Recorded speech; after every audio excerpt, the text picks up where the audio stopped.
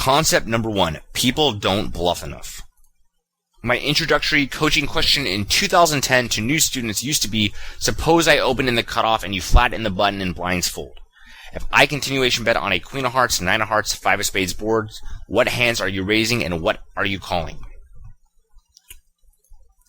Take a moment and answer this question for yourself if you've never done a problem like this. So I've done a whole bunch of Flopzilla examples on Card Runners by now, but if you haven't seen those videos, if you haven't done those, then just pause for a moment and actually write down what hands would you value raise on this board, what would you bluff raise, and what would you call with. It's very important to do if you haven't done this before. New students who have not seen my theory videos almost always massively underestimated how many bluffs they need on the flop per value hand. So, this is one thing I saw almost every single time when I originally asked people this question. They would vastly underestimate how many bluffs they needed to have. And these were winning players for the most part. Tons of bluffs on the flop per value hand, medium amount of bluffs on the turn, and very few on the river. We talk about these frequencies in other videos, but just remember, on the flop, for every hand you're value betting, you need a lot of bluffs. On the turn, you need around a medium amount of bluffs. It's around one bluff for every one value bet for a normal turn bet in most spots. And then on the river, since your opponent can just call and he's getting such good odds, you need to have very few bluffs for every one value hand you bet. You need to mostly be value betting. People don't really understand this because they don't understand how to change their frequencies based on each street. Many winning regulars for no limit 50, no limit 100 think a bluff raise is an 8 to 11 out draw. It isn't. You need a lot of hands which have some equity but little showdown value in most raising ranges on the flop, and people are afraid to make these high variance plays when they don't need to.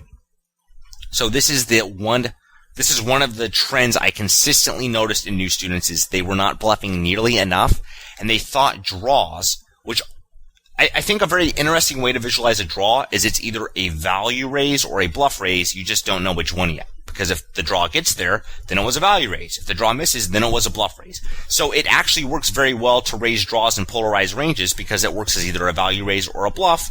We just don't know which one yet. But when you have an 8 or an 11 out draw, you have such an incredible amount of equity, you're not balancing out any of your value raises when you're value raising sets or, over pairs or whatever else. So your range isn't balanced and you're too weighted towards value. I consistently saw this with almost every new student I had in 2010. Way too many value hands. And that allowed them to still beat fish, but they sucked against other regulars that were actually good. Most regulars weren't and were just trying to beat other fish, so it wasn't much of a problem, but for the most part, be extremely aware of this trend. The lower you go in limits, the more likely you're probably going to find players who are just completely unaware of how much they need to bluff raise on the flop for every hand they value raise. You're still obviously at lower limits going to find incredible sputards, and a HUD will tell you what to do against them, but just be aware of that a lot of regulars, bad regulars at lower stakes, do not actually understand how to balance out their range. And if they don't understand how to balance out their range, you're usually going to be able to just look at their HUD and see, oh, this player is bluff raising way too little, I can fold like crazy. Or this player is a complete sputard, I can lightly call down. But very rarely your opponents are going to be balanced, and in general, throughout small stakes, regulars do not bluff nearly enough when facing aggression. Concept number 1, further evidence. At no limit 200, almost every big winner in my database had an incredibly high fold bet to flop raise. This was players with 3,000 plus hands. I made a series on using Hold'em Manager that you can check out. This is one of the things we talked about. Why is this so insane? So once again, the main goal of these videos is to get you to think well, because we cannot go over all the possible situations you're going to approach while playing. So take a moment and think, why is this such an insane statistic to see? It's absolutely nuts for the big winners in my database for over 3,000 hands. Take a moment, pause the video and write it down.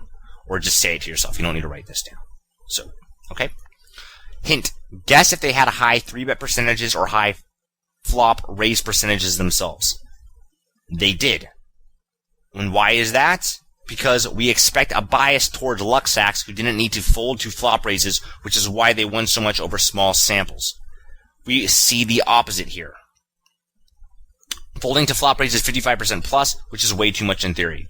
So in my sample, for all those big winners, before I would have looked at this, I would have thought, oh, well, when you're looking at all the big winners over, 3,000 hands or more, you're probably going to find mostly people that played, 4,000 or 5,000 hands and didn't fold a lot to flop raises because they just had the goods when their opponent raised them. If I go play 2,000 hand session and I'm not folding to flop raises, I probably win a really, really lot of money that session because that means when I'm raised on the flop, I had really good draws or really good hands for the most part. Yet we're seeing the opposite here.